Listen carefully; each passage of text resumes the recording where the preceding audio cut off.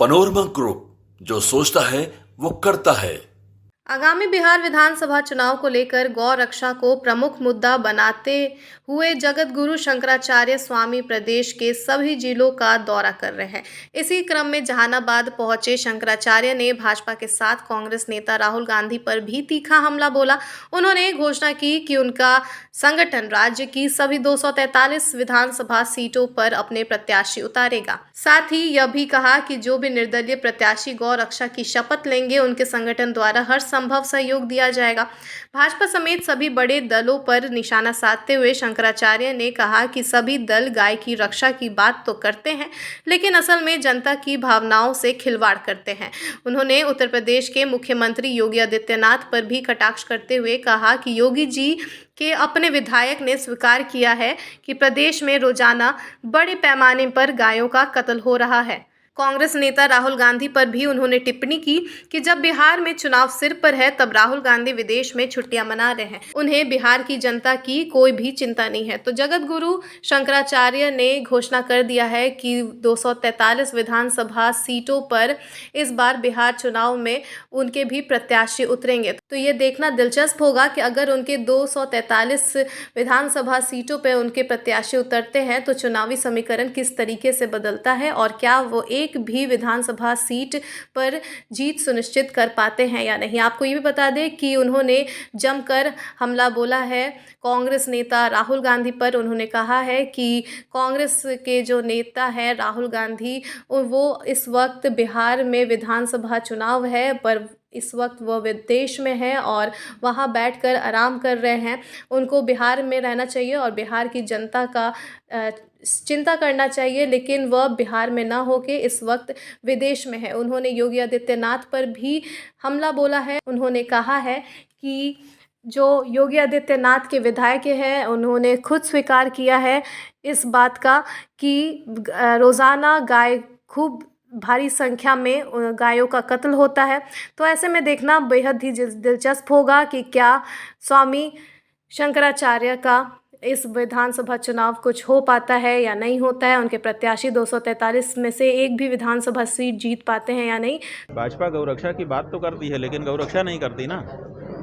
गाय के कसाईयों से चंदा लिया है, ऐसा आपके ही मीडिया वालों ने समाचार बताया है। करोड़ों करोड़, सैकड़ों करोड़ रुपया कसाईयों से चंदा लेने लग गई है पार्टी। और यही पार्टी नहीं, सभी पार्टियां ले रही हैं, इसीलिए सब लोग गाय को हत्या होने दे रही हैं। तो आप थोड़े से आर्थिक लाभ के लिए हमारी आस्था का वध कर रहे हो, ये कैसे स्वीकार करें हम? आखिर हमारी माँ है गौ। योगी आदित्यनाथ को कैसे देखते हैं? कैसे देखना क्या है, योगी तो अलग बात होती है, और जिस मठ के वो महंत हैं वो गौरक्ष पीठ है, गौरक्ष मठ के महंत हैं, तो उनको तो गौरक्षा में सबसे आगे होना चाहिए। लेकिन उन्हीं की पार्टी के विधायक ने, नंद किशोर गुर्जर नाम के विधायक ने, जो भाजपा का ही विधायक है, उसने खड़े होकर के कह दिया कि 50,000 से ज़्यादा गायें हमारे प्रदेश में क्यों रोज़ काटी जा रही हैं, क्यों आप रोक नहीं लगा रहे हैं? तो इसका जवाब तो आज तक भाजपा ने नहीं दिया है। तो ऐसी परिस्थिति उन्हीं के नेतृत्व में उनके प्रदेश में बनी हुई है। इंटरनेट पे आप अगर खोजेंगे कि मांस निर्यातक भारत के प्रदेशों में अग्रणी प्रदेश कौन सा है, तो उत्तर प्रदेश का नाम निकल करके आ जाएगा। तो एक महंत के राज में अगर गौ मांस के निर्यात में अग्रणी प्रदेश बना हुआ है उत्तर प्रदेश, तो इसी से आप अंदाज़ा लगा लिए उनके लिए क्या कहा जाए। अब राहुल गांधी कहाँ हैं कहाँ नहीं है ये तो हम नहीं जानते हैं। उनको बिहार के लोगों से अगर वास्ता होता तो बिहार में होते, बिहार के लोगों से वास्ता नहीं है तो बिहार से बाहर है। ये तो सीधे से समझ में आने वाली बात है अगर वो बाहर हैं तो, क्योंकि हमारी जानकारी में नहीं है कि वो कहाँ हैं। और कभी कभी तो देश के बाहर चले जाते हैं, पता ही नहीं चलता है कि किस देश में गए हैं और क्या करने गए हैं। तो उनका वो जाने, उनका हम क्या कहेंगे। लेकिन हमारा यही कहना है कि हिंदुओं को जो मतदान का डर्रा अपने देश में चल रहा है, उससे गौ हत्या का पाप लग रहा है, क्योंकि उनके द्वारा चुनी गई सरकारें गौ हत्या को बढ़ावा दे रही हैं, जो कि पाप का कारण है। इसलिए हिंदुओं को सजग हो जाने की, सावधान हो जाने की ज़रूरत है कि कहीं मतदान के माध्यम से गौ हत्या जैसा बड़ा पाप अपने माथे पर तो नहीं ले रहे हैं। नहीं है, सभी पार्टियों के दफ्तर के सामने जा कर के हमने पूछ लिया है, कोई भी गाय के पक्ष में खड़े होकर के बोलने के लिए तैयार नहीं है।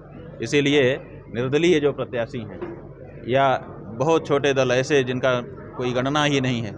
वो कह रहे हैं कि हम शपथ पत्र देते हैं, तो अब वहाँ से शुरुआत हम लोगों को करनी पड़ रही है। धीरे धीरे उनके अंदर ताकत बढ़ेगी और वो बड़ी पार्टियां बनेंगी।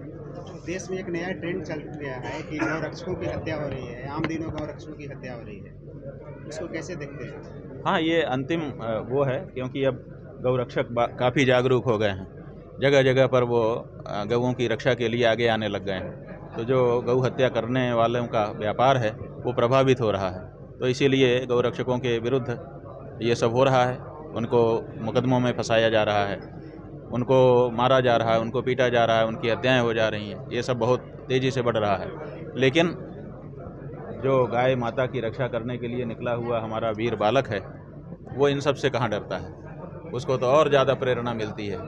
इसलिए गौ माता की रक्षा के लिए निरंतर लोगों की संख्या में बढ़ोतरी हो रही है।